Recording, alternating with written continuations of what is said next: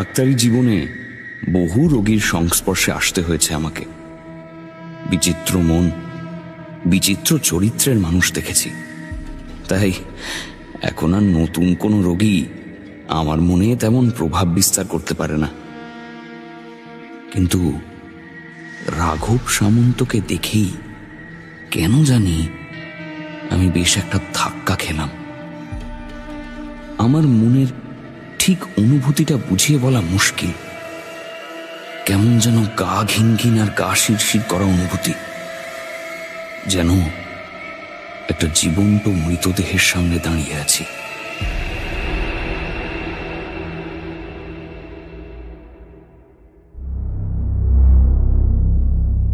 বাংলা সাহিত্যের রোমাঞ্চকর কিছু গল্প দিয়ে সাজানো আমাদের এই বিশেষ নিবেদন সানডে সাসপেন্স।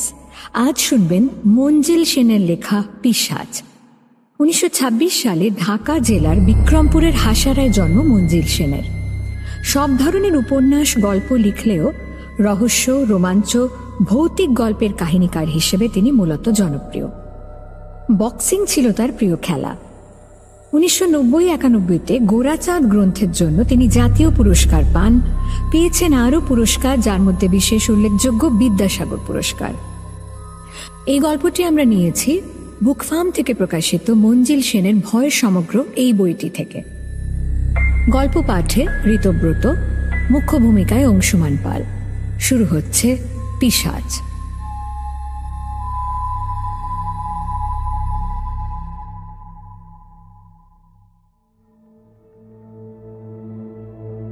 গোড়া থেকেই শুরু করি। আমার চেম্বারের কিছু দূরেই একটা মেস বাড়ি। ওখানকার কিছু বাসিন্দা আমার রোগী, মাঝে মাঝে তাই ওখানে আমাকে যেতে হয়। হঠাৎ একদিন বর্ষার রাতে ফাঁকা চেম্বারে বসে উঠবো করছি, এমন সময় মেসের মালিক স্বয়ং হন্তদন্ত হয়ে ছুটে এলেন।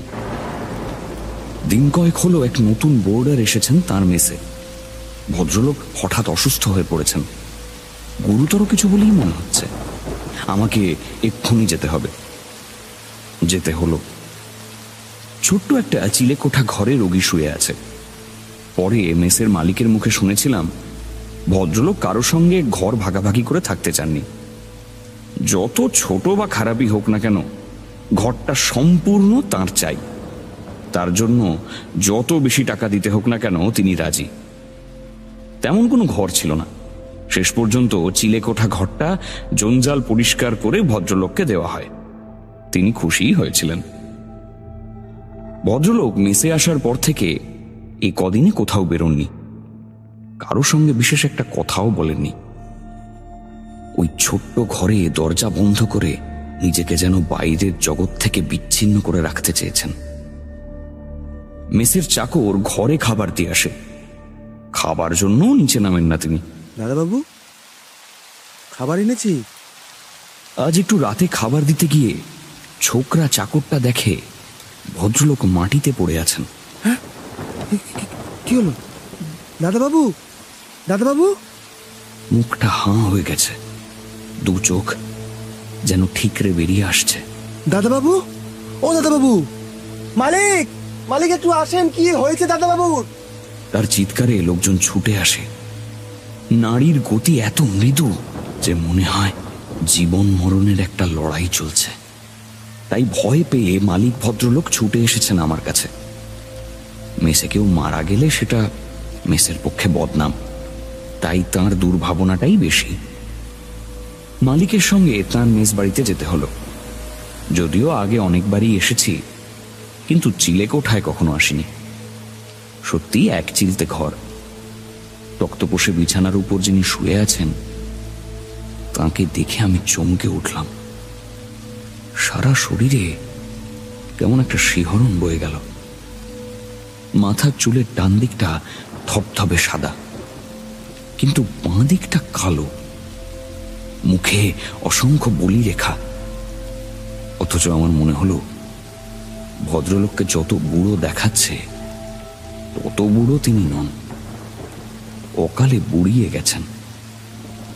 গায়ের রং ফ্যাকাশে, যেন কেউ রক্ত শুষে নিয়েছে।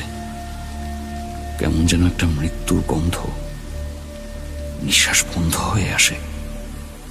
ভদ্রলোকের শরীর বেশ ঠান্ডা হয়ে গিয়েছিল। তাকে পরীক্ষা করে আমি কিন্তু রোগটা কি তা ঠিক বুঝতে পারলাম না। প্রথমে ভেবেছিলাম হার্ট অ্যাটাক, কিন্তু ব্লাড প্রেশার স্বাভাবিক। নিজের বুদ্ধি আর অভিজ্ঞতায় মনে হলো ওসব ব্যাপার নয়। যাই হোক, তখনকার মতো চাঙ্গা করে তুলবার মতো ওষুধপত্রের ব্যবস্থা করলাম। ভদ্রলোক পরদিনই খাড়া হয়ে উঠলেন।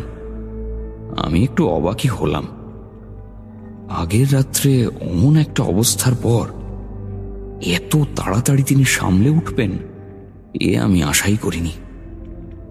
যাই হোক, পরদিন তাকে দেখতে যেতেই তিনি আমাকে বসতে বললেন। বসুন। আমি লক্ষ্য করলাম ভদ্রলোকের চোখের সাদা অংশটা একটু প্রকট, চাউনিতে কেমন একটা অস্থিরতা। আমাকে তিনি এক দৃষ্টে লক্ষ্য করছেন দেখে আমার অস্বস্তি হতে লাগলো। সেটা কাটাবার জন্য আমি তাকে পরীক্ষা করতে শুরু করলাম। সবকিছুই স্বাভাবিক। আপনি ডাক্তার? প্রশ্নটা শুনে আমি থতমত খেলাম। আমার গলায় স্টেথোস্কোপ, হাতে ব্লাড প্রেশার মাপার যন্ত্র। এতক্ষণ যত্ন করে পরীক্ষা করলাম, তারপরেও অমন প্রশ্নের কারণ কি হতে পারে? ভদ্রলোক নিজেও বোধহয় প্রশ্নটার অসারতা বুঝতে পেরেছিলেন, তাই বললেন, মানে আমিও একসময় ডাক্তার হবার স্বপ্ন দেখতাম, বছর 3 পড়েও ছিলাম। তাই নাকি? আমি এবার কৌতূহল নিয়ে তাকালাম। ছেড়ে দিলেন কেন? ছাড়তে হলো, সে অনেক কথা। ভদ্রলোক হঠাৎ আমাদের কথায় ছেদ টানতে চাইলেন। আমি ইঙ্গিতটা বুঝে ও প্রসঙ্গ নিয়ে আর এগোলাম না। এ ঘটনার দিন 3 পর ভদ্রলোক হঠাৎ আমার চেম্বারে এসে হাজির হলেন। নমস্কার ডক্টর ব্যানার্জি। বর্ষার রাত, সেদিনও চেম্বার বন্ধ করে উঠপো করছিলাম। ভদ্রলোককে দেখে মোটেই খুশি হলাম না আমি। কেন তা অবশ্য জানি না। ভদ্রলোক এটা ওটা কথার পর আমার সম্বন্ধে নানান প্রশ্ন করতে লাগলেন। কোন মেডিকেল কলেজ থেকে পাশ করেছি, কোন কোন প্রফেসরের কাছে পড়েছি, আমার পরিচিতদের মধ্যে কারা ডাক্তার হিসেবে নাম করেছেন, এইসব ব্যক্তিগত প্রশ্ন। বলা বাহুল্য, আমি বিরক্তিই বোধ করছিলাম। হঠাৎ ভদ্রলোক জিজ্ঞেস করলেন, আচ্ছা, ডাক্তার অনাথ চৌধুরী নামে কাউকে চেনেন? ডাক্তার অনাথ চৌধুরী? আমি বেশ অবাক হয়েই বললাম, তিনি তো প্রথম সারির একজন সার্জন। চিনতেন নাকি আপনি তাকে? হ্যাঁ, এক সময় আমার সঙ্গে তার খুবই জানাশোনা ছিল। কিন্তু ওর বয়স তো আপনার মতো হয়নি।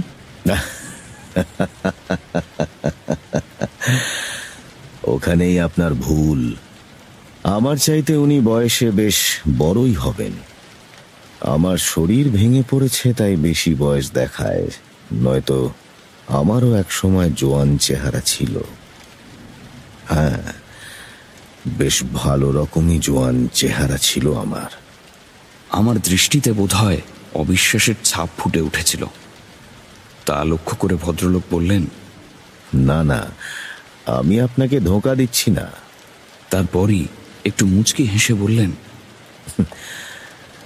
আচ্ছা বেশ, যদি অনাথ চৌধুরীর সঙ্গে দেখা হয় তবে জিজ্ঞাসা করবেন রাঘব সামন্তর স্বাস্থ্য কেমন ছিল। বলেই হাহা করে হেসে উঠলেন। বিশ্রী হাসি। আমার কেমন যেন অস্বস্তি হতে লাগলো। রাত হয়ে যাচ্ছে বলে উঠে পড়লাম। এরপর থেকে রাঘব সামন্ত মাঝে মাঝেই আমার চেম্বারে আসতেন। ভিড় থাকলে এক কোণে চুপ করে বসে থাকতেন। সবাই চলে যাওয়ার পর আমার মুখোমুখি বসে শুরু করতেন নানান কথা। একদিন হঠাৎ আমাকে জিজ্ঞাসা করলেন, আচ্ছা, আপনারা তো হাল আমলের ডাক্তার, আপনাদের সময় কাটা ছেঁড়ার জন্য ডেড বডির বোধহয় তেমন অভাব ছিল না।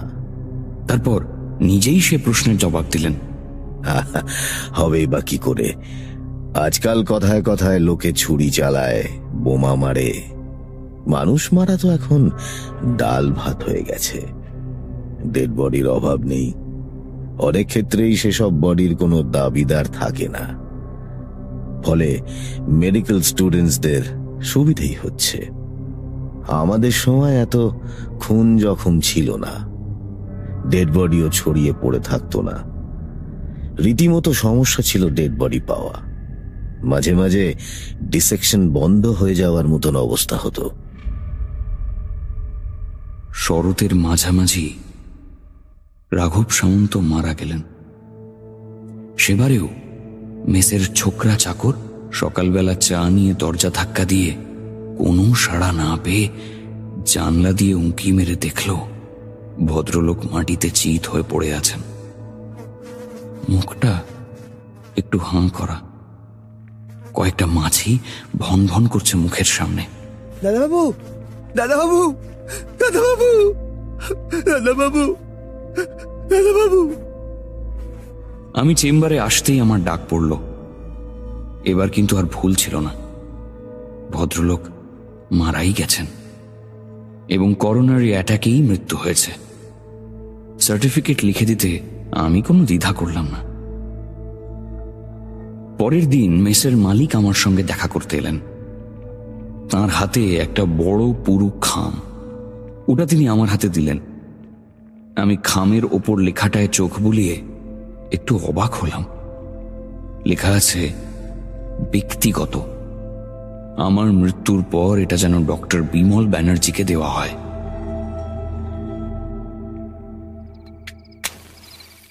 রাতে বাড়ি ফিরে আমি একটা সিগারেট ধরিয়ে খামটা খুললাম। আমার স্ত্রী সুষমা দিন কয়েকের জন্য বাপের বাড়ি গেছে। আমি একা। প্রথমেই একটা চিঠি।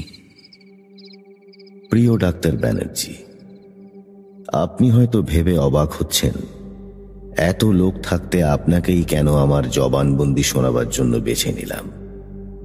আসলে সত্যিই আমি একদিন ডাক্তার হতে চেয়েছিলাম।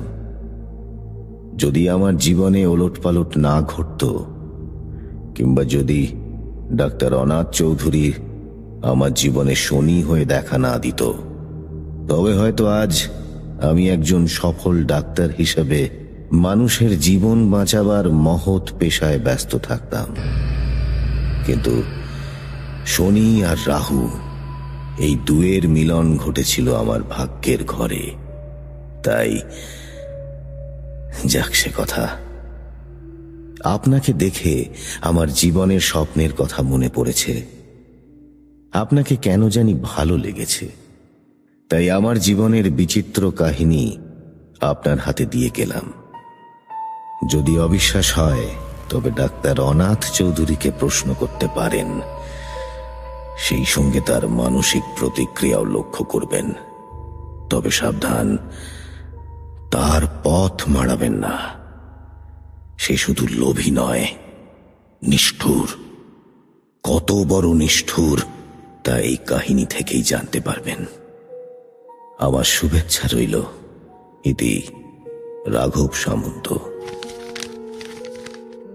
আমার কৌতূহলের লাগামটাকে আর যেন সামলাতে পারছিলাম না। পাতা উল্টে আসল কাহিনী শুরু করলাম। সে আজ অনেক বছর আগের কথা। যদ্দূর মনে পড়ে, সালটা ছিল 1940।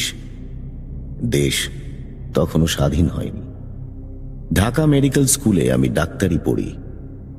ছোটবেলা থেকেই চট করে কিছু বুঝে নেওয়ার ক্ষমতা ভগবান আমাকে দিয়েছিলেন। তার উপর ছিলাম পরিশ্রমী। মাস্টারমশাইদের মান্য করে চলতাম, তাই সহজেই তারা আমার প্রতি সদয় হতেন, সহজেই বিশ্বাস করতেন আমাকে। ছাত্র হিসেবেও খারাপ ছিলাম না। আমি যে একদিন ডাক্তারি পাশ করে বেরোবো, ডাক্তার হব, এ বিষয়ে মাস্টারমশাইদের মনে বিন্দুমাত্র সন্দেহ ছিল না। আমার তো নয়। ডাক্তার পাল ছিলেন তখন অ্যানাটমি বিভাগের প্রধান। নামটা ইচ্ছে করেই আমি গোপন করলাম, কারণ তার তখন দারুণ খ্যাতি। এ কাহিনীর সঙ্গে তাকে আর জড়াতে চাই না। মিডফোর্ড হাসপাতাল আর মেডিকেল স্কুল ছিল পাশাপাশি। একটা সরু রাস্তা মাঝখান দিয়ে চলে গেছে। ওই রাস্তার উপরেই একটা বাড়িতে থাকতেন ডাক্তার পাল। তখন ওই রাস্তায় আর কোনো বাড়ি ছিল না। বাড়িটার সদর দরজা দিয়ে বেরোলে হাসপাতালের পাঁচিল, আর খিড়কির দরজা দিয়ে বেরোলে মেডিকেল স্কুলের পাঁচিল। খিড়কির দরজার কয়েক হাত দূরে পাঁচিলের গায়ে একটা দরজা ছিল। ওটা দিয়ে ডাক্তার পাল মেডিকেল স্কুলে যাতায়াত করতেন। অনেকটা ঘুরপথ বেঁচে যেত। রাত্রিরে ওই দরজায় বাইরে থেকে তালা ঝুলত, আর তার চাবি থাকতো ডাক্তার পালের কাছে। ওই দরজা দিয়ে ঢুকে খানিকটা গেলে বাঁ দিকে টিনের ছাউনির লম্বা টানা একটা ঘর। ওখানেই অ্যানাটমির ক্লাস নিতেন ডাক্তার পাল। মরা কাটা ছেঁড়া করে সার্জারিতে হাত পাকাতো তরুণ সব ছাত্ররা, ভাবি কালের শল্য চিকিৎসক।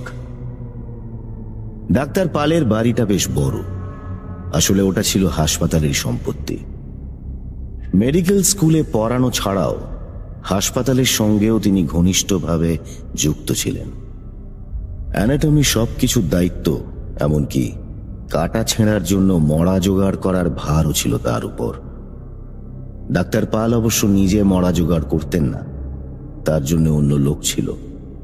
একটা খরচও বরাদ্দ ছিল, কিন্তু তাকে সবকিছুর হিসেব রাখতে হতো। আমি এ সময় ডাক্তার পালের সুনজরে পড়ে গেলাম। তখন আমার সবে ৩য় বছর চলছে। অ্যানাটমি ক্লাসের সমস্ত দায়িত্ব আস্তে আস্তে তিনি আমার উপর ছেড়ে দিতে লাগলেন। ঘরটা ছিল লম্বা।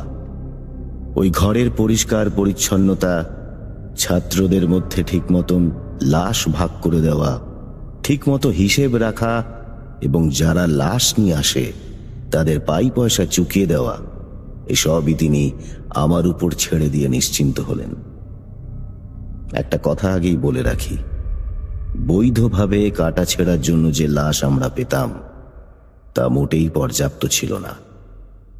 ফলে প্রায়ই আমাদের চোরা পথে ওটা সংগ্রহ করতে হতো, না করে উপায় ছিল না। এসব কিন্তু আসতো গভীর রাতে। ডাক্তার পালের খিড়কির দরজায় কড়া নাড়ার শব্দ থেকে বুঝে নিতে হতো যে চালান এসেছে। যারা নিয়ে আসতো তাদের দিয়ে ডিসেকশন রুমে বডিটা নিয়ে তাদের পাওনা মিটিয়ে দিয়ে আবার পাঁচিলের দরজা বন্ধ করে দেওয়ার কাজটা আমার উপরই পড়ল। একটা খাতায় হিসেব লিখে রাখতে হতো, আর যারা সব নিয়ে আসতো তাদের পাওনা মেটাবার জন্য একটা টিনের বাক্সে সব সময় বেশ কিছু টাকা জমা থাকতো। এ প্রসঙ্গে আরো একটা কথা বলা ভালো, যারা মরা নিয়ে রাতের আঁধারে চুপি চুপি আসতো তারা অন্ধকার জগতের মানুষ। খুন, রাহাজানি এসবই তাদের পেশা। প্রথম প্রথম ভয় করলেও পরে ব্যাপারটা আমার গাশ হয়ে গিয়েছিল। তাছাড়া দরদস্তুরের পর পাওনা টাকা হাতে নিয়ে যখন তারা আমাকে সেলাম করত, তখন আমার নিজেকে খুব শক্তিমান পুরুষ বলেই মনে হতো। ডাক্তার পাল আমাকে তার বাড়ির একতলায় থাকবার ব্যবস্থা করে দিয়েছিলেন। আগেই বলেছি, বড় বাড়ি। ডাক্তার পালের পরিবারের লোকজন কম থাকায় একতলাটা প্রায় খালি পড়েছিল। বিশেষ করে খিড়কির দরজার দিকের অংশটায় আমি ছাড়া আর কেউ থাকতো না। ব্যবস্থাটা যে আমার পক্ষে খুব সুখকর হয়েছিল তা মোটেই নয়। শীতকালে গভীর রাতে কিংবা ভোর রাতে কড়া নাড়ার শব্দে আমাকে বিছানা ছেড়ে উঠতে হতো। ঘুম জড়ানো চোখে হাতড়ে হাতড়ে ঘরের আলো জ্বালিয়ে বেরিয়ে আসতাম। আমার সামনে দাঁড়িয়ে কদর্য চেহারার গুন্ডা শ্রেণীর লোক। স্যার, মাল এনেছি। তাদের সঙ্গে রয়েছে মাল, যা দিয়ে সাজানো হবে সব ব্যবচ্ছেদের প্রকাণ্ড প্রকাণ্ড টেবিল। শিক্ষানবিশী ছাত্ররা ওই মাল কাটা ছেঁড়া করে হাত পাকাবে। ভবিষ্যতে জীবিত মানুষের উপর প্রয়োগ করবে আজকের অর্জিত বিদ্যা। যারা মাল নিয়ে আসতো তাদের পয়সা কড়ি মিটিয়ে দিয়ে আমি ডিসেকশন রুমে ওগুলো তুলতাম।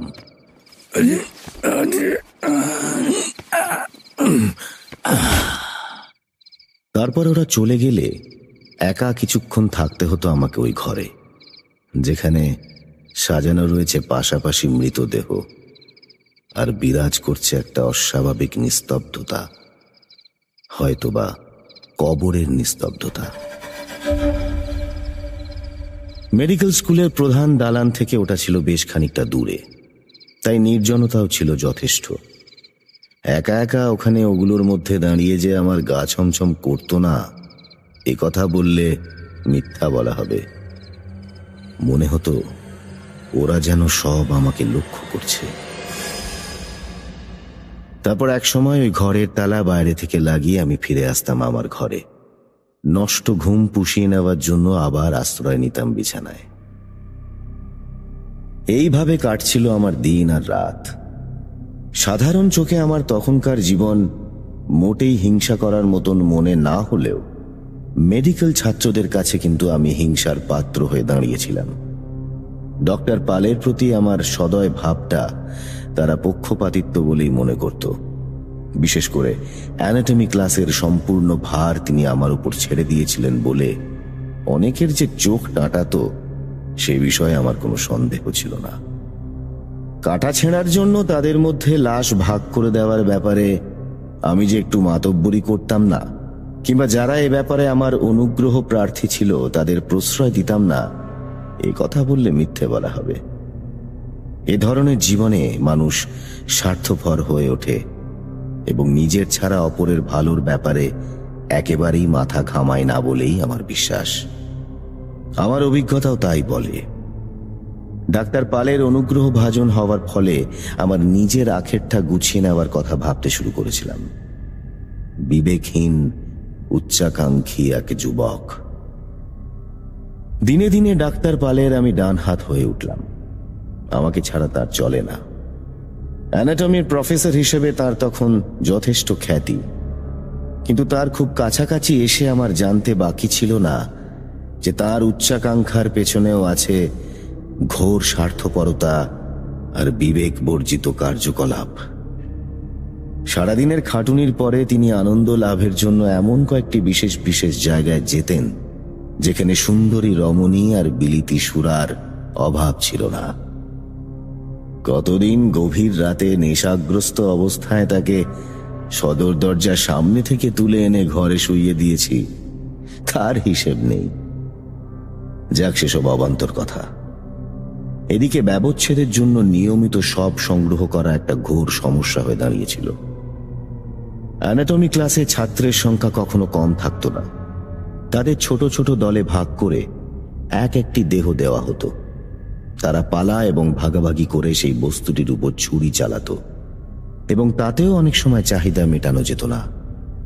ফলে মাঝে মাঝে একটা বিচ্ছিরি আর অপ্রীতিকর অবস্থার সৃষ্টি হতো। ছাত্রদের মধ্যে অসন্তোষ লেগেই থাকত। এই সমস্যা সমাধানের জন্য বাইরের গোপন চালানের উপর আমাদের বেশি নির্ভরশীল হয়ে পড়তে হচ্ছিল, আর তার ফলটাও বিপজ্জনক হয়ে ওঠার মুখে এসে দাঁড়িয়েছিল। লাভজনক এই ব্যবসার কারবারিরা মাল সংগ্রহের জন্য বেপরোয়া হয়ে উঠেছিল এবং সেটা যে সমাজের পক্ষে শুভ নয় তা খুলে বলার অপেক্ষা রাখে না। ডাক্তার পালের এ ব্যাপারে একটা নীতি ছিল, যারা মাল সরবরাহ করে তাদের কোনো প্রশ্ন করবে না। তারা কোথা থেকে বস্তুটা সংগ্রহ করছে কিংবা কিভাবে করছে তা জানার দরকার নেই।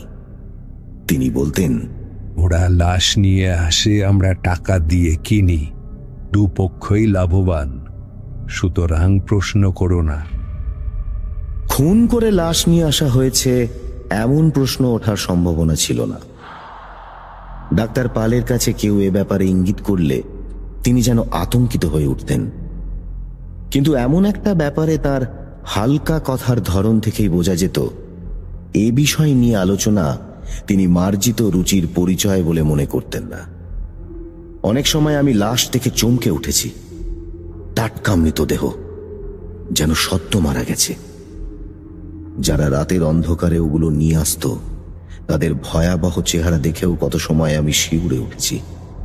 অনেকবার মনে হয়েছে ডাক্তার পালকে আমার সন্দেহের কথা বলি, কিন্তু এতকাল এই ব্যাপারটা কি তার চোখ এড়িয়ে গেছে, না ইচ্ছে করেই তিনি চোখ বুজেছিলেন? এটা বুঝতে না পেরে শেষ পর্যন্ত চুপ থাকাটাই আমি উচিত মনে করলাম। আমার কাজ হলো যে বস্তুটা আনা হচ্ছে তা গ্রহণ করা, দাম চুকিয়ে দেওয়া, আর অপরাধের কোনো চিহ্ন থাকলে চোখ ফিরিয়ে নেওয়া। এ ব্যাপারে আস্তে আস্তে আমি পোক্ত হয়ে উঠতে লাগলাম। পৌষ মাসের এক ভোর রাতে আমার এই চুপ করে থাকা বা চোখ ফিরিয়ে রাখার চূড়ান্ত পরীক্ষা হয়ে গেল। সে রাতের কথা আমি ভুলব না।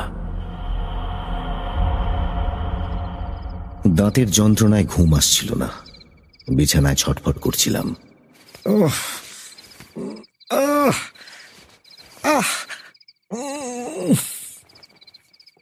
রাত 2টোর পর একটু তন্দ্রা এলো।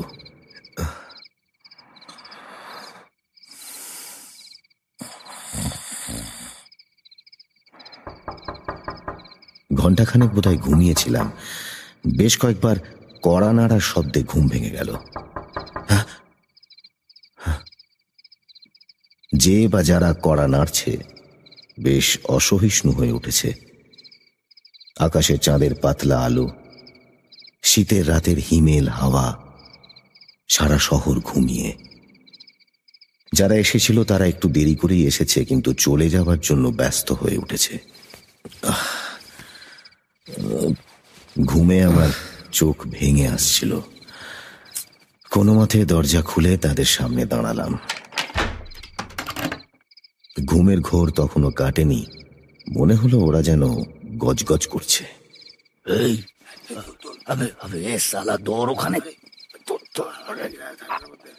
লাশ কাটা ঘরে বস্তা সমেত মালটা ওরা বয়ে নিয়ে গেল।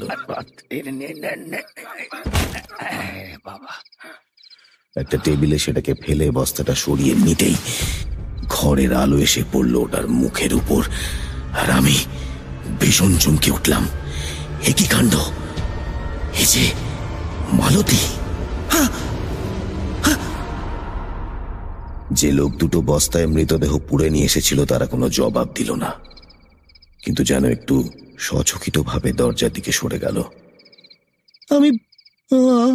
আমি মেয়েটাকে চিনি। আমি এবার বেশ জোর দিয়েই বললাম, বাংলা বাজারে ওদের বাড়ি, সন্ধেবেলাও আমি ওর সঙ্গে কথা বলেছি। মেয়েটি যে আধা গেরস্ত এবং ওর ওখানে আমার যাতায়াত ছিল তা আর আমি খুলে বললাম না। সন্ধেবেলা বেঁচে ছিল, কি করে মারা গেল? এই তোমরা অন্যায় ভাবে এর লাশ এনেছো, কোনো অসুখেও মারা যায়নি। আপনি ভুল করতেছেন কর্তা, আপনার দৃষ্টি ব্যাভ্রম হয়েছে। টাকাটা দেন এখনে। তারপরেই বিচ্ছিরি ভাবে আমার দিকে তাকিয়ে তখনই টাকা দাবি করল। লোকটার গলায় একটা অমঙ্গলজনক স্বর আমার কান এড়ালো না। ভয় পেলাম।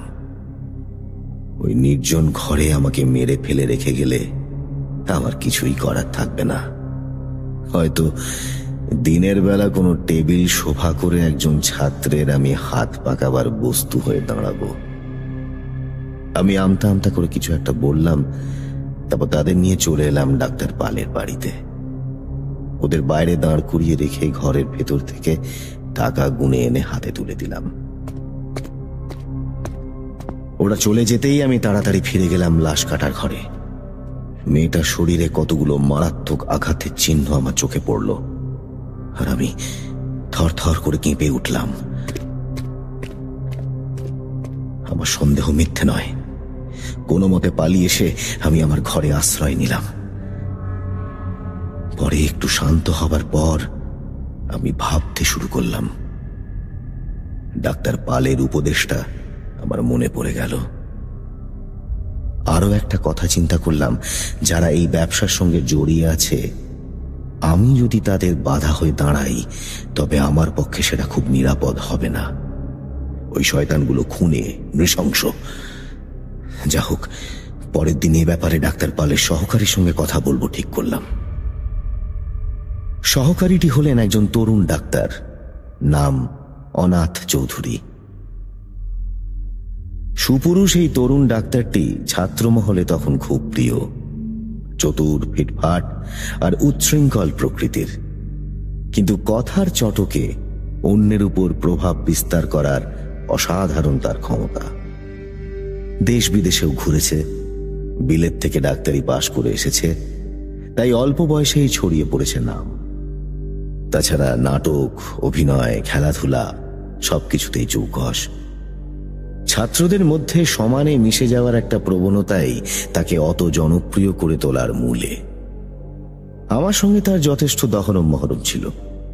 আগেই বলেছি, আমি ডাক্তার পালের ডান হাত হয়ে উঠেছিলাম, আর অনাথ চৌধুরী ছিল তার সহকারী। সুতরাং কাজকর্মের ব্যাপারে আমাদের খুব কাছাকাছি থাকতে হতো। যখন সব ব্যবচ্ছেদের বস্তুর অভাব পড়ত, তখন আমাদের দুজনকে এ বিষয়ে সলা পরামর্শ করে একটা উপায় বার করতে হতো। ডাক্তার পালকে এ ব্যাপার নিয়ে আমরা বিব্রত করতে চাইতাম না। তিনি আকারে ইঙ্গিতে আমাদের বুঝিয়ে দিয়েছিলেন যে এই সামান্য ব্যাপারে তাকে যেন আমরা বিরক্ত না করি। সেদিন ডক্টর অনাথ চৌধুরী একটু আগেই হাসপাতালে এসেছিল। আমি তাকে রাতের ঘটনা বললাম। আমার সন্দেহের কথা জানাতেও ভুল করলাম না। মৃতদেহের ক্ষতচিহ্নগুলি পরীক্ষা করে অনাথ চৌধুরী ঘাড় দোলালো। আমি এখন কি করব? আমি প্রশ্ন করলাম। করবে? ডাক্তার আমার কথাটাই যেন আবার আওড়ালো। কিছু করতে চাও নাকি তুমি? কোনো ব্যাপার নিয়ে যত কম ভাবা যায়, তত তাড়াতাড়ি সেটা মন থেকে মুছে যায়। এমন একটা প্রবাদ বাক্য শুনেছিলাম যেন। কিন্তু মেয়েটিকে কেউ চিনে ফেলতে পারে। আমি প্রতিবাদ না করে পারলাম না। আমার মতো অনেকেই ওকে চিনত। আমরা আশা করব কেউ ওকে শনাক্ত করবে না। তবে কেউ যদি মেয়েটিকে চিনেই ফেলে, তুমি চিনতে পারোনি, ব্যাস লেটা চুকে গেল। আসল ব্যাপারটা হলো, এই ধরনের ঘটনা অনেক দিন ধরে চলে আসছে। তুমি যদি এই নিয়ে নাড়াচাড়া করো, তবে ডক্টর পালকে ভয়ানক ঝঞ্ঝাটে ফেলবে। তুমি নিজেও জড়িয়ে পড়বে। মানে লাশ যোগান দেওয়ার ব্যাপারে একটা চক্র আর ষড়যন্ত্রের সঙ্গে তুমি, আমি সবাই জড়িয়ে পড়ব। যদি আদালতে সাক্ষীর কাঠগড়ায় আমাদের দাঁড়াতে হয়, তবে জেরার মুখে কি অবস্থা হবে আমাদের। তাছাড়া কাগজে কাগজে ফলাও করে সবকিছু ছাপা হলে কি চোখে লোকে আমাদের দেখবে সেটাও ভেবে দেখতে হবে। খাপ্পা হয়ে উঠবে না আমাদের ওপর?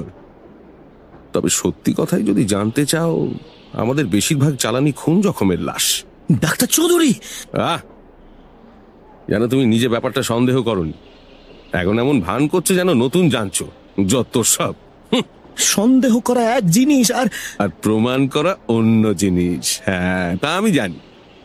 এটা এখানে এসে তোমাকে বড় ভাবিয়ে তুলেছে, বুঝতে পারছি। ছড়ি দিয়ে মালতীর নিশ্চল দেহটাকে মৃদু আঘাত করতে থাকে অনাথ চৌধুরী। সবচেয়ে ভালো হলো এটাকে না চেনার ভান করা। তাই করব আমি। তোমার যদি মন চায় তবে স্বীকার করতে পারো যে একে তুমি চিনতে। আমি তোমাকে উপদেশ দিতে চাই না, কিন্তু আমার মনে হয় যে কোনো বুদ্ধিমান মানুষই আমার পথে চলবে। তবে এই কথাও বলে রাখি, ডক্টর পাল নিজেও হয়তো চাইবেন যে আমরা এই পন্থা গ্রহণ করি। তিনি কেন আমাদের দুজনকেই তার সহকারী হিসেবে বেছে নিয়েছেন সে কথাও তোমাকে আমি ভেবে দেখতে বলবো। নিশ্চয়ই মুখ দেখে তা করেননি তিনি।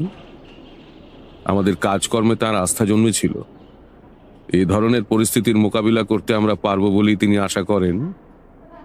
এরপর বিষয়টা নিয়ে ঘাঁটাঘাঁটি করা যে বুদ্ধিমানের কাজ হবে না, তা বুঝতে আমার দেরি হলো না। তাছাড়া নিজের ভবিষ্যৎ আমাকে ভাবতে হবে। মালতীর দেহটা কাটা ছেঁড়া হয়ে গেল। কেউ তাকে নিয়ে কোনো প্রশ্ন তুলল না। আমিও হাঁপ ছেড়ে বাঁচলাম। এরপর ডাক্তার অনাথ চৌধুরীর সঙ্গে আমার সম্পর্কটা আরো ঘনিষ্ঠ হয়ে উঠল। একদিন সন্ধ্যের পর আমি নবাবপুরে একটা রেস্তোরাঁয় গেছি। একটা টেবিলে দেখলাম চৌধুরী একজন লোকের সঙ্গে বসে আছে। ছোটখাটো একজন মানুষ, ফ্যাকাশে গায়ের রং, চোখ দুটো কয়লার মতন কালো।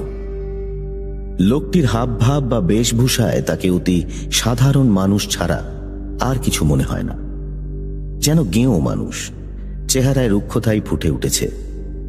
কিন্তু চৌধুরীর মতন একজন চৌকস মানুষের উপর তার প্রভাব দেখে আমি অবাক না হয়ে পারলাম না। যেন তার হুকুম তালিম দেওয়ার জন্য চৌধুরী ব্যস্ত। কথায় কথায় চৌধুরীকে সে ধমকাচ্ছে। আমাকে দেখতে পেয়ে চৌধুরী হাতছানি দিয়ে ডেকেছিল। আমি কাছে যাওয়ার পর সেই লোকটার সঙ্গে আলাপ করিয়ে দিয়েছিল। তাই এই অদ্ভুত ব্যাপারটা নজরে এসেছিল আমার। লোকটির নাম গোবিন্দ বসাক। তার সম্বন্ধে অবশ্য কিছু চৌধুরী খুলে বলল না। আমার কৌতূহল সত্ত্বেও আমাকে চুপ করে থাকতে হলো। গোবিন্দ বসাক কিন্তু কেন জানি না আমার উপর হঠাৎ খুব সদয় হয়ে উঠল। রেস্তোরাঁর একজন ছোকরাকে ডেকে আমার জন্য মুরগির মাংস আর পরোটার হুকুম দিল। তারপর এই অল্প পরিচয়ে আপনা থেকেই নিজের বিগত জীবন সম্বন্ধে বলে গেল অনেক কথা। তার বক্তব্যের 10 ভাগের 1 ভাগও যদি সত্যি হয়, তবে সে যে একটি পাষণ্ড এবং আস্ত বদমাশ সে বিষয়ে কোনো সন্দেহ থাকতে পারে না। নিজের দুষ্কর্মের কাহিনী শোনাতে শোনাতে তার চোখে মুখে ফুটে উঠেছিল গর্বের ছাপ। আমি এই গোবিন্দ বসাক, আমি খুব খারাপ লোক মশাই, কিন্তু চৌধুরীর কাছে শিশু, ও হলো সাক্ষাৎ শয়তান। আমি ওর নাম দিয়েছি শয়তান চৌধুরী। ওই শয়তান, এই তোমার বন্ধুর জন্য আরেক প্লেট মাংস অর্ডার দাও। জানেন, শয়তান কিন্তু মনে মনে আমাকে ঘেন্না করে, ঘেন্না। হ্যাঁ শয়তান বাবু, আমি জানি তুমি আমাকে ঘেন্না করো, ঘেন্না। আমাকে ওই বিচ্ছিরি নামে ডেকো না। শোনোর কথা শোনো।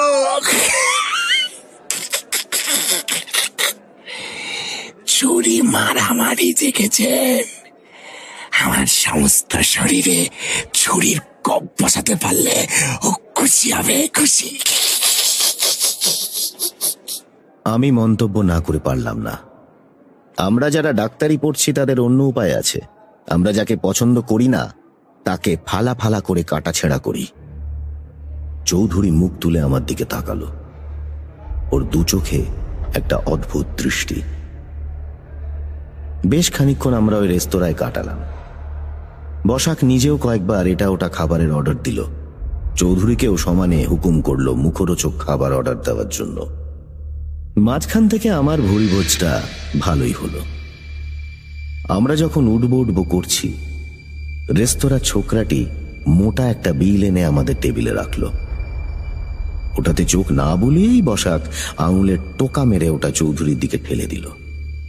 আমি দেখলাম চৌধুরীর মুখটা যেন কেমন হয়ে গেল। প্রচন্ড রাগ আর বাধ্যতা, এই দুই পরস্পর বিরোধী অভিব্যক্তি ফুটে উঠল তার মুখে। অতগুলো টাকা ওকে একা দিতে হবে এটা যেন সে বরদাস্ত করতে পারছে না, কিন্তু প্রতিবাদ করার সাহস নেই। সেদিন ফিরতে একটু রাতই হলো। চৌধুরী আর বসাক ধরল এক রাস্তা আর আমি অন্য রাস্তা। পরদিন চৌধুরী ক্লাসে কিংবা হাসপাতালে এলো না। আমি মনে মনে হাসলাম। গতকাল রাত্রিরের টাকার শোক ও এখনো ভুলতে পারেনি। কিংবা হয়তো গোবিন্দ বসাকের সঙ্গে কোথাও ঘুরে বেড়াচ্ছে। গোবিন্দ বসাক যেভাবে ওকে হুকুম করছিল, হুকুম তামিল হতে একটু দেরি হলে তিরিক্ষি মেজাজ করছিল, তা থেকে আমি ধরে নিয়েছিলাম ভেতরে কোনো ব্যাপার আছে। হয়তো চৌধুরীর কোনো কুকীর্তির কথা বসাক জানে, তাই চৌধুরীকে সবসময় তটস্থ থাকতে হয়। সেদিন সন্ধ্যের পর আমি আবার ওদের দুজনের খোঁজে গতকাল রাত্রিরে রেস্তোরাঁয় হানা দিলাম, কিন্তু ওদের দেখতে পেলাম না।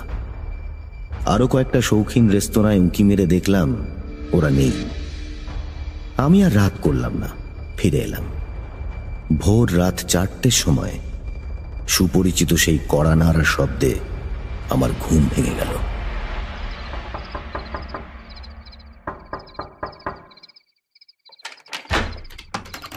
দরজা খুলেই আমি চৌধুরী তার পুরনো মডেলের ঝরঝরে অস্টিন গাড়িটা এনে দাঁড় করিয়েছে ওই গলির মধ্যে, একেবারে খিড়কির দরজার সামনে। আমি দরজা খুলতেই সে একটা বস্তা টেনে বার করল। আমার পরিচিত বস্তা। কি ব্যাপার? আমি একটু চেঁচিয়েই উঠলাম। আপনি একাই মালের খোঁজে বেরিয়েছিলেন? একা সামলালেন কি করে? কথা বলো না, হাত লাগাও। চৌধুরী যেন ধমকে আমাকে থামিয়ে দিল। তারপর পাঁচিলের গায়ে দরজাটা খুলতে বলল। দরজা তালা খোলবার পর বস্তাটা দুজনে ধরাধরি করে ভেতরে নিয়ে গেলাম।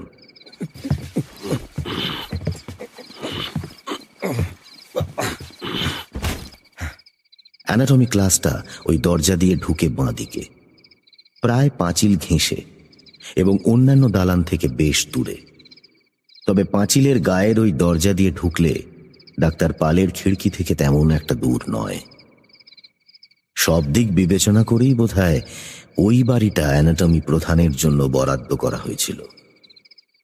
বস্তাটা টেবিলের উপর রাখার পর চৌধুরী চলে যাবার জন্য ফিরল। তারপর একটু ইতস্তত করে আমার দিকে তাকিয়ে বলল, তুমি বরং মুখটা একবার দেখে নাও। হ্যাঁ, মুখটা তুমি একবার দেখেই নাও। যেন নিজের মনের সঙ্গে যুদ্ধ করে কথাটা সে বলল। কিন্তু কোথায় এটা পেলেন? কেমন করে? কখন? মুখের দিকে তাকাও। আমার কেমন যেন ভয় করতে লাগলো। ডক্টর চৌধুরী অমন কেন করছেন? আমি একবার তার মুখের দিকে আর একবার বস্তাটার দিকে তাকাতে লাগলাম। তারপর এক সময় বস্তাটা কাঁচি দিয়ে কেটে ফেলতেই টেবিলের উপর যে নগ্ন দেহটা আমার চোখের সামনে জেগে উঠল, সেটা দেখে আমি আঁতকে উঠলাম। আগের রাতে যার সঙ্গে বসে খানা পিনা আর গল্প করেছি, সেই গোবিন্দ বসাকের লাশ আমার সামনে। চোখ দুটো আধবোজা, মুখে যেন একটা বিকৃত হাসি, বিভৎস সে দৃশ্য। আমি চৌধুরীর দিকে চোখ তুলে তাকাতে পারছিলাম না। আতঙ্কে আমার হাত পা ঠান্ডা হয়ে আসছিল। চৌধুরী পেছন থেকে এসে আমার কাঁধে একটা হাত শক্তভাবে রেখে বলল, কমলনাথকে মাথাটা দিও। কমলনাথ আমারই মতন একজন ছাত্র। ব্যবচ্ছেদের জন্য একটা মাথা অনেকদিন ধরেও দাবি করে আসছে। আমি কোনো জবাব দিতে পারলাম না। খুনি ডাক্তার আবার বলল, এবার লেনদেনের ব্যাপারটায় আসা যাক। মালের জন্য তোমাকে কত টাকা দিতে হবে, তোমার হিসেবপত্র ঠিক রাখতে হবে তো? আমি কোনো মতে আমার ভাষা খুঁজে পেলাম। বললাম, টাকা দিতে হবে? এর জন্য আপনাকে টাকা দিতে হবে? নিশ্চয়ই। আমি এমনিতে তোমাকে একটা মাল দিতে পারি না, আর তুমিও বিনামূল্যে ওটা নিতে পারো না। আমাদের দুজনের পক্ষেই সেটা সন্দেহজনক ব্যাপার হয়ে দাঁড়াবে। ভালো কথা, টাকা পয়সা কোথায় থাকে? আমি অনেকটা পুতুলের মতো তাকে নিয়ে আমার ঘরে ফিরে এলাম। টিনের বাক্সটা আঙুল দিয়ে দেখালাম। চৌধুরী ডান হাতটা বাড়িয়ে দিল। চাবিটা দাও। আমি এক মুহূর্ত দ্বিধা করলাম, তারপর চাবিটা তুলে দিলাম তার হাতে। মনে হলো এতক্ষণে সে যেন একটা স্বস্তির নিঃশ্বাস ফেলল। হিসেবের খাতাটা একটা ছোট টেবিলের উপর ছিল। সেটা খুলে সে আমার সামনে ধরল। তারপর চাবি দিয়ে টিনের বাক্সটা খুলে মালের দাম বাবদ যা হওয়া উচিত তা বার করে বলল, পাওনা টাকা তুমি মিটিয়ে দিলে। এটা হলো তোমার উপর যে বিশ্বাস আশা করা যায় তার মর্যাদা তুমি রেখেছ। তোমার নিরাপত্তার প্রথম সিঁড়ি হলো এটা। এবার দ্বিতীয় ধাপ তোমাকে পার করতে হবে। খরচাটা হিসেবের খাতায় লিখে নাও সামন্ত। শয়তানও তারপর তোমার মাথার চুল ছুঁতে পারবে না। পরের কয়েক মুহূর্ত আমার মনের মধ্যে যেন একটা ঝড় বয়ে গেল। স্বার্থপর এবং উচ্চাভিলাষী হলেও তখনও পর্যন্ত বিবেক একেবারে বর্জন করিনি। কিন্তু সেই মুহূর্তে চৌধুরীর প্রস্তাবে রাজি না হওয়ার মতন মনের জোর আমার ছিল না। তাছাড়া তার কথা না শুনলে আমি ভয়ানক বিপদে পড়ব এমন একটা সূক্ষ্ম অনুভূতি আমাকে সাবধান করে দিল। খাতায় লেনদেনের হিসেবটা লিখে ফেললাম। চমৎকার। পুরস্কারের টাকাটা তোমারই পাওয়া উচিত সামন্ত। আমার পাওনা আমি পেয়ে গেছি। ও হ্যাঁ, একটা কথা খেয়াল রেখো সামন্ত। সংসারে কোনো মানুষের হাতে হঠাৎ যদি কিছু টাকা এসে পড়ে, তোমাকে এ কথা বলছি বলে অবশ্য কিছু মনে করো না। মানে এসব ক্ষেত্রে একটা আচরণবিধি মেনে চলার নিয়ম আছে। খানা পিনা, নতুন নতুন জিনিসপত্র কেনা, পুরনো দেনা শোধ করা, এসবের ধার পাশ দিয়েও যেতে নেই। তা করলেই পাড়া পড়শি চেনা জানা মানুষ সন্দেহ করতে শুরু করবে। কোথা থেকে টাকা আসছে? যত ইচ্ছে ধার করো, কিন্তু কখনো ধার দিও না। ডাক্তার চৌধুরী, আপনাকে অনুগ্রহ করার জন্য আমি গলায় ফাঁসির দড়ি পড়লাম। আমাকে অনুগ্রহ করার জন্য? অনাথ চৌধুরী গলা থেকে যেন ব্যঙ্গ ঝরে পড়ল। বেশ মজার কথা বলেছ তো। আমি তো দেখতে পাচ্ছি তুমি নিজেকে বাঁচাবার জন্য আমার কথা মতো কাজ করেছো। ধরো আমি যদি ঝামেলায় পড়ি, তুমি কি রেহাই পাবে ভেবেছ? আজকের এই ছোট্ট দ্বিতীয় ঘটনাটি প্রথম ঘটনাস্রোতেরই একটি গতি। গোবিন্দ বসাক হলো মালতীর অবিচ্ছিন্ন ধারাবাহিকতা। শুরু করে তুমি থামতে পারো না, শুরু করেছো কি তোমাকে চালিয়ে যেতে হবে, এর মাঝামাঝি কোনো পথ নেই। আমার চোখের সামনে সবকিছু যেন অন্ধকার হয়ে এলো। একটা ভয়ানক ষড়যন্ত্রের কবলে আমি পড়েছি, যার থেকে উদ্ধারের দ্বিতীয় কোনো পথ নেই। হায় ভগবান, আমি কি এমন অন্যায় করেছি যার জন্য আমাকে এমন মূল্য গুনতে হচ্ছে? শুরুই বা আমি কখন করলাম? কি ছেলে মানুষই করছো সামন্ত? কি ক্ষতি হয়েছে তোমার? তুমি যদি মুখ না খোলো তবে কি ক্ষতি বা হতে পারে তোমার? জীবন সম্বন্ধে কোনো ধারণাই তোমার নেই দেখছি। পৃথিবীতে দু ধরনের মানুষ আছে, সিংহ আর মেষ শাবক। যদি তুমি মেষ শাবক হও তবে আর 5টা মরার মতো ওই লাশ কাটা ঘরের টেবিলে তোমার স্থান হবে। যদি সিংহ হও তবে আমার, ডক্টর পালের কিংবা পৃথিবীর সাহসী পুরুষদের মতো গাড়ি চাপবে, জীবনটা উপভোগ করবে। বুঝেছো বোকারাম? প্রথম ধাক্কাতেই তুমি টাল সামলাতে পারছো না। তুমি ভাগ্যবান বলেই ডক্টর পালের সুনজরে পড়েছো, তা ভেবে দেখেছো কি? সূত্রগুলো তুমি ঠান্ডা মাথায় ঠিক ঠিক অনুসরণ করবে, এটাই তিনি আশা করেন তোমার কাছে।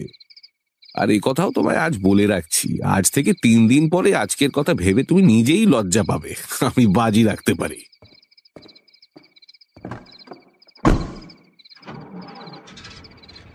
অনাথ চৌধুরী আর অপেক্ষা করল না। অন্ধকার থাকতে থাকতেই তার সেই ঝরঝরে গাড়িটা নিয়ে চলে গেল। একা একা আমি নিজের অবস্থাটা ভেবে দেখবার চেষ্টা করলাম। নিজের দুর্বলতার জন্য নিজেকে দোষ দেওয়া ছাড়া আর কিচ্ছু করার ছিল না আমার। চৌধুরীকে সুবিধে দিতে দিতে আমি এত বাড়িয়েছি যে তার ভাগ্য আমার মুঠোয় না এসে আমি তার কেনা গোলাম হয়ে পড়েছি। একটু যদি সাহস থাকতো আমার অবস্থা এখন এমন দাঁড়িয়েছে যেন অন্যায় যতই ঘটুক না কেন আমাকে এমন ভাবেই চলতে হবে, আর সেটাই ন্যায়। হিসাবের খাতায় অভিশপ্ত সেই সর্বশেষ লেখাটাই বন্ধ করে দিল আমার মুখ। তারপর এক সময় দিনের আলো ফুটল, ঘন্টা গড়িয়ে গেল, শুরু হলো ক্লাস। গোবিন্দ বসাকের অঙ্গ প্রত্যঙ্গ ছাত্রদের মধ্যে ভাগ করে দেওয়া হলো। তারাও কোনো প্রশ্ন তুলল না। মাথাটা পেয়ে খুশি হলো কমলনাথ। 2 দিন ধরে লাশ কাটা ছেঁড়ার উপর আমি তীক্ষ্ণ লক্ষ্য রাখলাম। যতই কাটা হচ্ছে ততই ওটাকে চেনার সম্ভাবনা কমে আসছে, আর সাহস ফিরে আসছে আমার মনে। এইটাকে ঠিক করে রাখো, এই সেশনটা ঠিক করে করো, এটা ঠিক হয়নি। তৃতীয় দিনে অনাথ চৌধুরী এলো। এই 2 দিন নাকি অসুখ করেছিল বলে আসেনি। প্রচন্ড উৎসাহ নিয়ে 2 দিন যে সময় নষ্ট হয়েছে তা উসুল করে দেওয়ার জন্য সে যেন ব্যস্ত হয়ে পড়ল। টেবিলে টেবিলে ঘুরে নির্দেশ দিতে লাগলো ছাত্রদের, অক্লান্ত কর্মীর মতো। তুমি ওই দিক থেকে কি করছো? তুমি এদিকে সরে এসো, এদিকে চলে এসো, তুমি এদিকে এসো। বিশেষ করে কমলনাথকে সাহায্য করবার জন্য সে যেন উদ্গ্রীব হয়ে উঠেছে। তার কাছ থেকে অযাচিত উৎসাহ পেয়ে কমলনাথের উদ্দীপনা শেষ নেই। নানান কোণ থেকে গোবিন্দ বসাকের মাথাটায় ছুরি চালিয়ে হাত পাকাতে লাগলো সে। এইখানে একটা ওয়াই কাট করো দেখি, এটা দেখতে পাচ্ছ? এটা কি বলে বলো তো? সপ্তাহটা শেষ হওয়ার আগেই চৌধুরীর ভবিষ্যৎবাণী ফলে গেল। আমি ভয় কাটিয়ে উঠলাম। মনে মনে একটা গর্ব অনুভব করতে লাগলাম। চৌধুরীর কথা মতো সিংহের দলেই আমি ভিড়েছি। চৌধুরীর সঙ্গে ক্লাসে দেখা হয়, কিন্তু সে রাতের ঘটনা নিয়ে আমরা কেউ উচ্চবাচ্য করি না, যেন একটা অলিখিত চুক্তি হয়েছে আমাদের মধ্যে। কিন্তু ঘটনাচক্রে আবার আমাদের খুব কাছাকাছি আসতে হলো। মাল সরবরাহে হঠাৎ টান পড়ল, অ্যানাটমি ক্লাস প্রায় বন্ধ, ছাত্রদের মধ্যে দেখা দিল মৃদু অসন্তোষ। ডাক্তার পাল উদ্বিগ্ন হলেন। তিনি আমাকে আর চৌধুরীকে ডেকে এ ব্যাপারে তার দুশ্চিন্তার কথা জানালেন।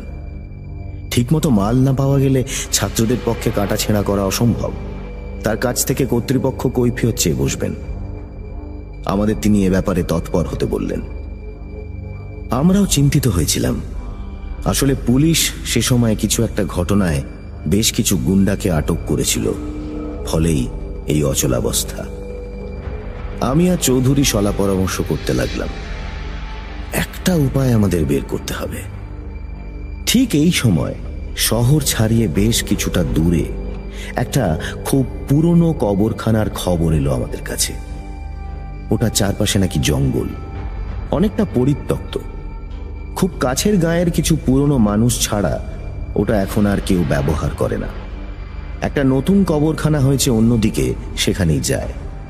শুধু পুরনো মানুষেরা ভাব প্রবণতার খাতিরে হোক কিংবা পূর্বপুরুষদের স্মৃতির সম্মানেই হোক, ওটাকে এখনো ছাড়তে পারেনি। আরো যে খবরটা আমাদের কাছে এলো তা হলো খালেদ মিয়া নামে এক বুড়ো চাষির কম বয়সী বউ বাচ্চা হতে গিয়ে মারা গেছে। মাত্র গতকালই তাকে ওই কবরখানায় সমাধিস্থ করা হয়েছে। আমি আর চৌধুরী পরামর্শ করলাম, এই সুযোগ হাতছাড়া করা চলবে না।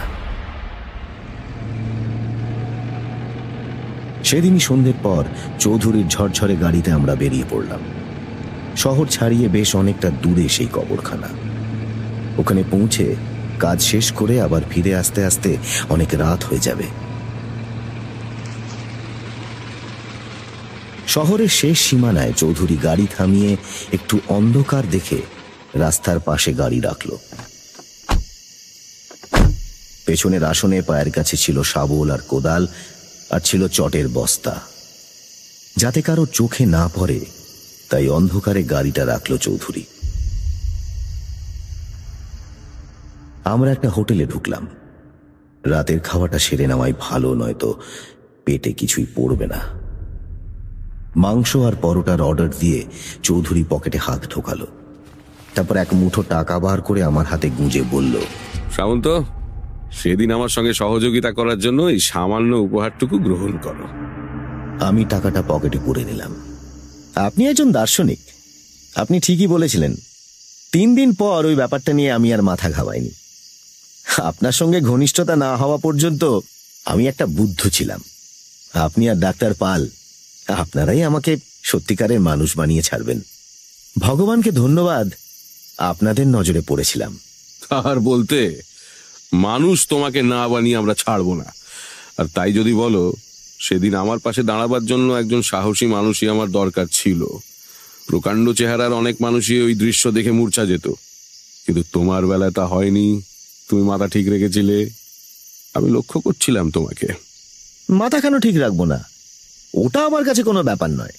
আর তাছাড়া আপনাকে সাহায্য করার জন্য আপনি চিরকাল আমার প্রতি কৃতজ্ঞ থাকবেন, সেটাও তো কম কথা নয়। আমার মনে হলো চৌধুরীর কপাল যেন কুঁচকে গেল। চোখ দুটো ছোট ছোট করে তাকালো আমার দিকে। কিন্তু আমি ততক্ষণে বাচাল হয়ে উঠেছি। গলায় অহংকার ফুটিয়ে বললাম, আসল কথা হলো ভয় না পাওয়ার। ফাঁসি কাটে আমি ঝুলতে চাই না, একথা সত্যি, কিন্তু সবসময় ন্যায় পথে চলবে, ভগবানে বিশ্বাস রাখবে, এসব আদর্শের বুলি আমার কাছে উপহাস বলেই মনে হয়। আপনার আমার মতো সাহসী মানুষদের জন্যই তো এই জগৎ। হ্যাঁ,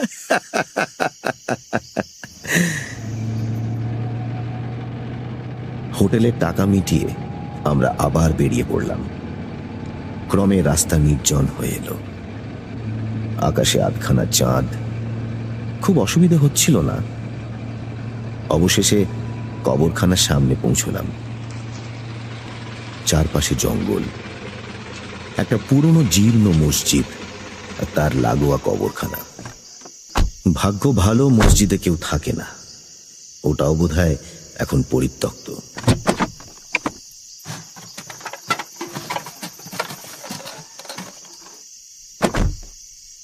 গাড়িটা সুবিধে মতো জায়গায় রেখে আমরা গাড়ি থেকে দরকারি জিনিসপত্র বের করলাম। একটা টর্চ, একটা লণ্ঠন, শাবল আর কোদাল। আধখানা চাঁদের আলো যেন এক ভুতুড়ে পরিবেশ সৃষ্টি করেছে। টু শব্দটি নেই, চারিদিকে কবরের নিস্তব্ধতা।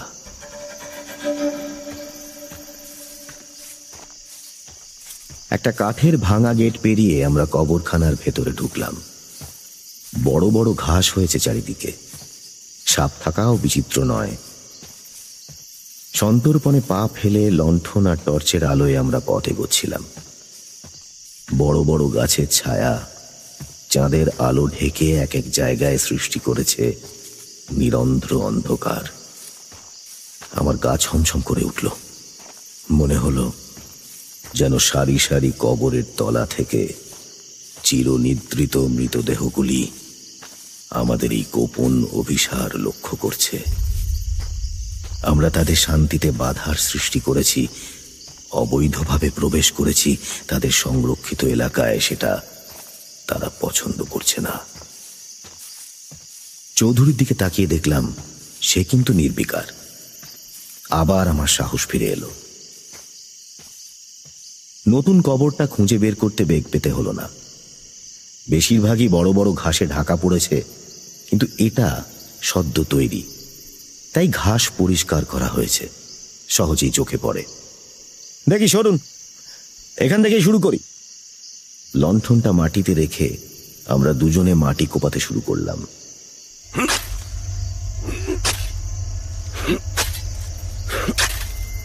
নরম মাটি, সবে খোঁড়া হয়েছিল, তাই তাড়াতাড়ি গর্তটা বড় হতে লাগলো। পরিশ্রমে আমাদের শরীরে নামলো ঘামের বন্যা। তারপর একসময় কফিনটা আমাদের চোখে পড়ল। খুব সাবধানে চারপাশে গর্ত করে কফিনের দুদিক শক্ত মুঠোয় ধরে ওটাকে আমরা মাটির উপর রাখলাম।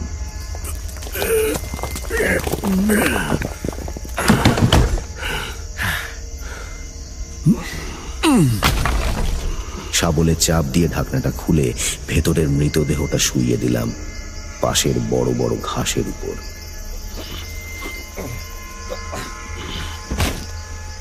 অল্প বয়সী বউয়ের মৃতদেহ, তেমন ভারী নয়। এবার কফিনের ঢাকনাটা আবার বন্ধ করে গর্তে যেমনটি ছিল তেমনটি রেখে ভরাট করে দিলাম মাটি।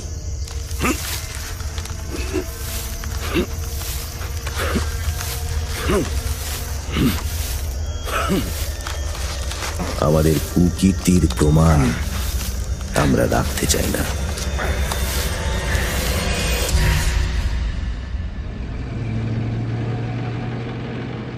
বস্তার মধ্যে লাশ ভরে আমরা ধরাধরি করে নিয়ে চললাম চৌধুরীর ছ্যাঁকড়া গাড়িতে। পেছন দিকে পায়ের কাছে বস্তাটা রাখা হলো। যন্ত্রপাতি, লণ্ঠন সব নিয়ে এসে আমরা ফিরে চললাম। এত সহজেই একটা লাশ পাওয়া গেছে বা জোগাড় করতে পেরেছি ভেবে মন উৎফুল্ল হয়ে উঠেছিল।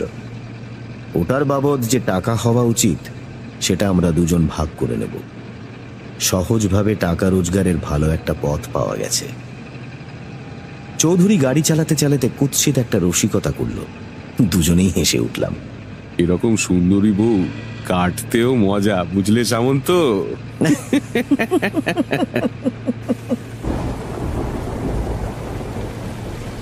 হঠাৎ শুরু হলো ঝিরঝিরে বৃষ্টি। মেঘে ঢাকা পড়ল চাঁদ। আমার পায়ের কাছে বস্তাটা ছিল। চৌধুরীর ঝরঝরে গাড়িতে খুব ঝাঁকুনি হচ্ছিল, আর বস্তাটা বারবার আমার পায়ের উপর এসে পড়ছিল। আমি যতই পা দিয়ে ওটা ঠেলে সরিয়ে দিচ্ছিলাম ততই যেন নতুন উদ্যমে ওটা এসে পড়ছিল আমার পায়ের উপর। এই সংস্পর্শে আমার গা ঘিন ঘিন করে উঠছিল। হঠাৎ একবার মনে হলো বস্তা থেকে একটা হাত বেরিয়ে আমার পায়ে সুরসুরি দিল। ভীষণ চমকে উঠলাম আমি। গলা দিয়ে বোধহয় একটা শব্দ বেরিয়েছিল। চৌধুরী গাড়ি থামিয়ে আমার দিকে ফিরে বলল, কি হলো? চেঁচিয়ে উঠলে কেন? আমার আমার কেন জানি ভালো ঠেকছে না। আমার আমার পায়ে কে যেন সুরসুরি দিল। তোমার দেখছি ভয় ধরেছে। এই তুমি সাহসী পুরুষ, হ্যাঁ? অনাথ চৌধুরী ব্যঙ্গ তখন আমার একদমই পোষাচ্ছিল না। গাড়ি থামিয়েও নেমে এলো। বৃষ্টির বেগটা বেড়েছে। হঠাৎ কোথা থেকে কতগুলো কুকুর আমাদের চারপাশে ডাকতে লাগলো।